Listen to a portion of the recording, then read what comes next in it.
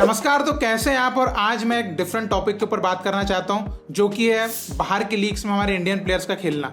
अक्सर हम कहते हैं हमारे प्लेयर्स यूरोप नहीं जाते, ठीक है एशिया में तो जाएं, एशिया में तो जा सकते हैं, लेकिन एशिया में भी नहीं जाते। अब देखिए एशिया में भी आप सोचेंगे कि एकदम से जे लीग में चले जाएं, एकदम से सऊदी प्रो लीग में खेलने लग जाएं, कतर स्टार्स लीग में खेलने लग जाएं, चाइनीज सुपर लीग में खेलने लग जाएं।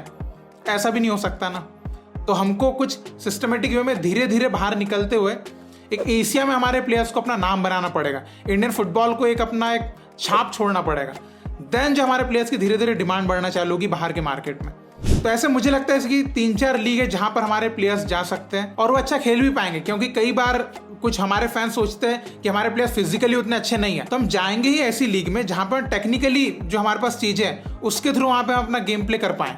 तो ऐसे मैं आपको 3-4 लीग बताता हूं और उसके अलावा एक डिफरेंट और भी कुछ है मेरे पास बताने के लिए, वो भी आपको बताऊंगा। तो अभी देखिए इसमें से कुछ लीग ऐसी जिसमें से तो भाई पहले ऑफर भी आ चुके हमारे प्लेयर्स को, और एक लीग में तो हमारा इंडियन प्लेयर खेल भी चुका है। तो अब आप सोचेंगे ऐसी कौन सी लीग है जिसमें हमारा इंडियन प्लेयर खेल भी लिया, तो मैं आपको बता रहा हूँ, आप वीडियो देखते रहिए। तो देखिए सबसे पहली लीग है जे लीग। अब जे लीग का टॉप डिवीजन नहीं बोल रहा हूँ मैं, जे लीग का मैं सेकंड डिवीजन बोल रहा हूँ कि भाई सेकंड डिवीजन में जा सकते हैं कैसे। आपने सुना होगा कुछ टाइम पहले आकाश मिश्रा के साथ कोई J2 लीग क्लब था, उसके डिस्कशन चल रही थी। तो J2 लीग में हम ट्रायल के थ्रू जाएं या डायरेक्ट ऑफर के थ्रू भी जाएं, तो भाई J2 लीग में भी जाना बुरा नहीं है। अगर हम पहले देखिए J2 लीग में जाते हैं, वहां अच्छा परफॉर्म करो, देन वो प्लेयर J1 लीग में आ जाए। J1 लीग में अगर प्लेयर आ गया तो भाई तो पूरे एशियन मार्केट में पता चलेगा अरे कोई इंडियन प्लेयर है जो J1 लीग में खेल रहा है। ऐसे एक स्टार्ट हो सकता है जापान में जाकर एक, और हमारे एक प्लेयर की वहां पे लिंक भी जुड़ी थी, तो इससे हम एक कोशिश भी कर सकते हैं आगे फ्यूचर में। दूसरा है कोरियन लीग। कोरियन लीग का ऐसा सुनाई में आया था कि संदेश झिंगन का लिंक जोड़ रहा था कोरियन लीग के साथ। तो कोरियन लीग में भी हमारे है, मतलब south Korean league, north Korean की बात नहीं कर रहा हूं मैं, साउथ कोरियन लीग। और सुनने में आया था कि साउथ कोरिया का भी टॉप डिवीजन जो क्लब है उसमें से कहीं से ऑफर आया था। तो अगर हमारे इधर का सबसे बेस्ट कोई प्लेयर अगर कोरियन लीग में उसको जाने का मौका मिल जाए तो बुरा नहीं है। कोरिया के क्लब्स बहुत अच्छा परफॉर्म करते हैं भाई, कोरिया के क्लब्स तो AFC चैंपियंस लीग में भी शानदार परफॉर्म करते हैं। तो कोरिया में भी जाके कोई दिक्कत नहीं है कोरियन लीग में, क्योंकि वहाँ की फुटबॉल तो काफ़ी कॉम्पिटिटिव है। अगर हमारे एक प्लेयर भी वहाँ पर निकला तो धीरे धीरे कहीं ना कहीं एक लिंक बना सकता है, हमारे मतलब ब्रिज बना सकता है हमारे अदर प्लेयर्स के लिए कि आप भी आ सकते हैं। और अगर उसने जाके वहाँ पर कुछ अच्छे झंडे गाड़ दिए तो फिर तो भाई ओपन ही हो जाएगा ना कोरिया के लिए अपना मार्केट, कि भाई हमारे इंडियन प्लेयर्स कोरिया में जाके खेल सकते हैं। क्योंकि मार्केट ऐसे ही खुलता है अदर कंट्रीज़ के लिए कि एक ब्राज़ीलियन आया, उस कंट्री में अच्छा खेला तो अदर ब्राज़ीलियंस के लिए उन्होंने दरवाजे खोल दिए। तो कोरिया का मार्केट भी हमारे लिए हो सकता है। और देखिए जापान कोरिया फिजिकलिटी के हिसाब से भी अगर आप देखते हैं तो हम यहाँ पर मतलब कि अडॉप्ट कर जाएंगे, कोई दिक्कत नहीं है। वहाँ पे कोई 7.5 फीट के जायंट्स के साथ हमको खेलना नहीं है। टेक्निकली अगर हम अच्छे रहेंगे हम वहाँ पे अडॉप्ट कर सकते हैं, वहाँ पे मतलब ढल सकते हैं। अब एक जो लीग है वो है थाई लीग, थाईलैंड की लीग।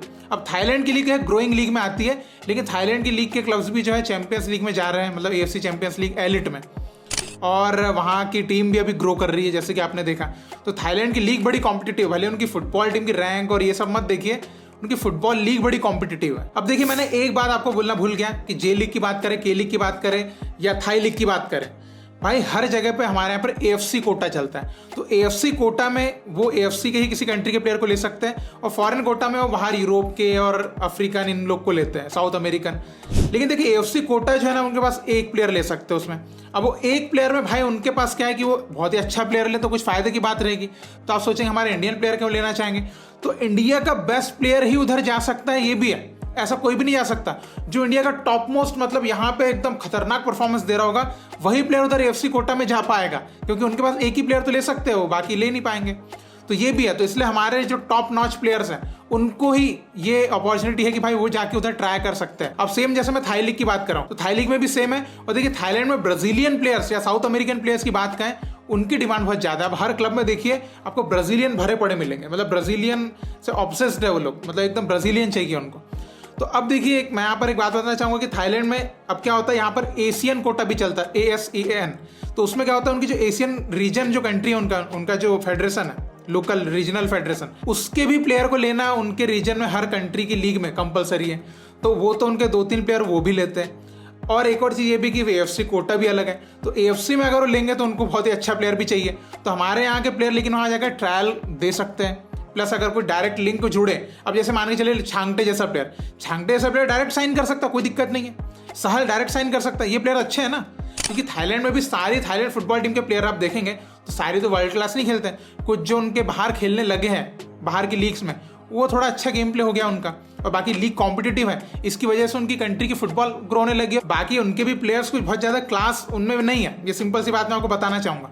तो अभी जो है हमारे प्लेयर्स वहाँ जाके बिल्कुल ट्राई कर सकते हैं। तो थाईलैंड लीग भी एक अच्छा ऑप्शन है कि हम धीरे धीरे बाहर निकल सकते हैं। देन एक लीग है मलेशियन लीग। मलेशियन लीग में ऑलरेडी इंडियन खेल चुके हैं, हमारे बाइचुंग भूटिया 2 क्लब्स में खेले मलेशिया की लीग में। तो देखिए मलेशियन लीग भी काफ़ी कॉम्पिटिटिव लीग है और अभी उनकी कंट्री की फुटबॉल भी ग्रो हो रही है। तो मलेशिया की लीग में भी जाया जा सकता है, स्टार्ट किया जा सकता है, मतलब कि वहाँ से एशियन फुटबॉल मार्केट में अगर हमको आना है तो मलेशिया, थाईलैंड से स्टार्ट किया जा सकता है। J2 league, Korean league, Korea की K2 लीग भी, वो भी बड़ी कॉम्पिटिटिव है। अभी आपने देखा थाईलैंड के 2nd डिवीजन क्लब ने केरला ब्लास्टर्स को हराया, हमारे ISL क्लब को।